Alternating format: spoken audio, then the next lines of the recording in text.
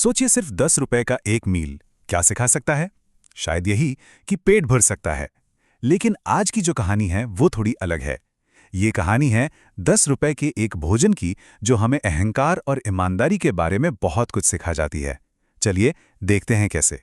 तो सवाल यही उठता है कि क्या कॉरपोरेट दुनिया की जो स्मार्टनेस है, जो चतुराई है, वो सड़क की सीधी सादी समझदारी को मात दे सकती है? एक तरफ है किताबी ज्ञान और दूसरी तरफ है दुनिया का तजुर्बा। देखते हैं इस कहानी में कौन किस पर भारी पड़ता है। तो चलिए कहानी को आगे बढ़ाते हैं और मिलते हैं इसके दो मुख्य किरदारों से, जिनकी दुनियाएं भाई एक दूसरे से बिल्कुल ही अलग हैं। तो कहानी में एक तरफ है केशव, एक बड़ी मल्टीनेशनल कंपनी के मैनेजर। उनको लगता है कि भाई वो दुनिया के सबसे स्मार्ट इंसान है। अपनी मुश्किल मुश्किल बातों और फर्राटेदार अंग्रेजी से किसी को भी यूं झुका सकते हैं।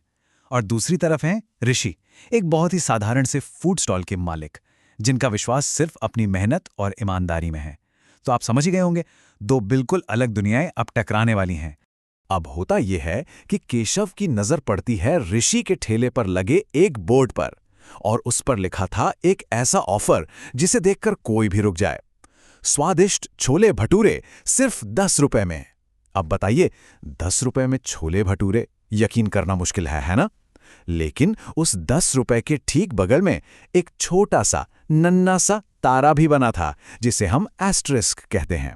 पर केशव साहब का ध्यान उस पर बिल्कुल नहीं गया। तो अब कहानी में आता है एक मजेदार ट्विस्ट। केशव ने फैसला किया कि वो अपनी कॉर्पोरेट वाली जो इंटेलिजेंस है ना, उसका इस्तेमाल करके इस ऑफर का पूरा पूरा फायदा उठाएगा, या कम से कम उन्हें तो यही लग रहा था। केशव के मन में लड्डू फूट रहे थे।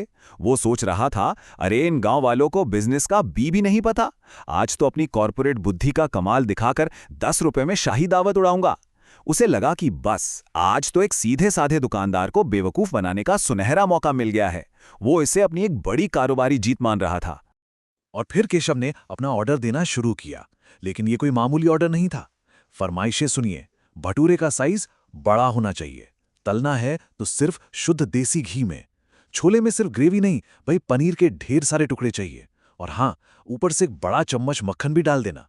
साथ में ये भी जोड़ दिया, मैं क्वालिटी से कोई समझौता नहीं करता। वाह!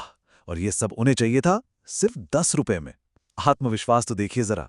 इतनी सारी महंगी फरमाइशों के बाद भी केशव के दिमाग में बस एक ही नंबर घूम रहा था, 10 रुपए। उसे पूरा यकीन था कि उसने अपनी बातों के जाल में, अपनी अंग्रेजी के रौब में ऋषि को फंसा लिया है, और अब उसे सिर्फ 10 रुपए ही देने पड़ेंगे। वो जो छोटा सा तारा था ना, वो तो उसके दिमाग से पूरी तरह गायब हो चुका था।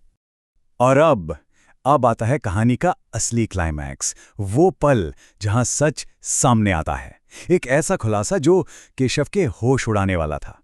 अपना शाही खाना खत्म करने के बाद केशव का अहंकार और बढ़ गया। वो पास में बैठे एक किसान को अपनी जीत की कहानी सुनाने लगा। बड़े रौब से बोला, इसे कहते हैं रिटर्न ऑन इन्वेस्टमेंट। मैंने अपने सूट और अंग्रेजी से उसे डरा दिया।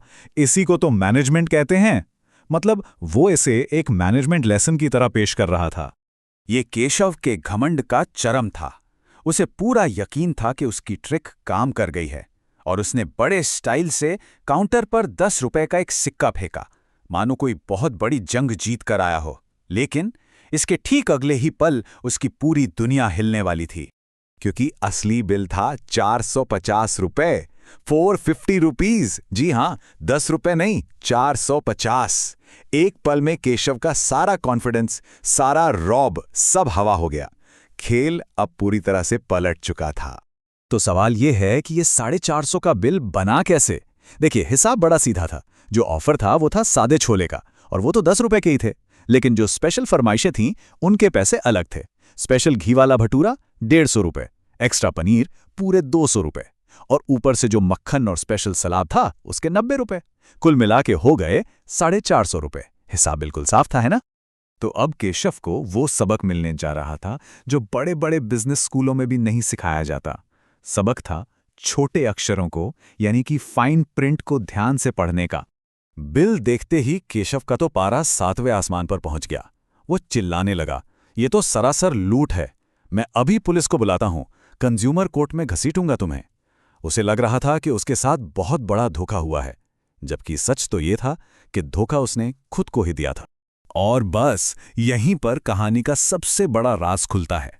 ऋषि ने कुछ नहीं कहा, बस शांति से बोर्ड की तरफ इशारा कर दिया, जहां 10 रुपए के बगल में बने उस छोटे से तारे के नीचे और भी छोटे अक्षरों में लिखा था, शर्तें लागू, टर्म्स एंड कंडीशंस अप्लाई। ये वही छोटी सी डिटेल थी जिसे केशव साहब ने अपने घमंड में पढ़ना जरूरी ही नहीं समझा। और तभी पास में बैठे वही किसान सतीश बाबू मुस्कुराए और एक बड़ी गहरी बात कह गए। उन्होंने कहा, साहब, शहर की चालाकी गांव की ईमानदारी के आगे नहीं टिकती। और सच कहूं तो यही एक लाइन इस पूरी कहानी का सार है। ये लड़ाई सिर्फ पैसे की थी ही नहीं, ये तो दो अलग अलग सोच, दो अलग अलग फिलॉसफी की टक्कर थी। आखिरकार केशव को अपनी गलती का एहसास हुआ, और इस कहानी के एंड में हम सब के लिए कुछ बहुत जरूरी सबक छुपे हैं। केशव का सिर शर्म से झुक गया। उसने ऋषि से माफी मांगी और कहा, मैंने आपकी मेहनत और ईमानदारी का मजाक बनाने की कोशिश की, पर आज मुझे समझ आ गया कि असली मैनेजमेंट लोगों को धोखा देने में नहीं, बल्कि इंसानियत में है, उनकी मेहनत को समझने में है। एक बड़ा सबक था ये। तो इस छोटी सी कहानी से हमें 3 बड़े सबक मिलते हैं। पहला, हमेशा छोटे अक्षरों को, सारी डिटेल्स को ध्यान से पढ़ें। दूसरा, हर किसी के काम की इज्जत करें। अपनी चतुराई का इस्तेमाल किसी की मेहनत को नीचा दिखाने के लिए कभी नहीं करना चाहिए। और तीसरा, और सबसे जरूरी, ईमानदारी ही सबसे अच्छी नीति है। असली जीत छल कपट में नहीं, बल्कि ईमानदारी में है। और आखिर में एक सवाल हम सबके लिए, होशियार होना, चालाक होना अच्छी बात है, लेकिन वो कौन सी बारीक सी लाइन है जिसे पार करते ही हमारी होशियारी हमारा अहंकार बन जाती है? इस पर सोचिएगा जरूर।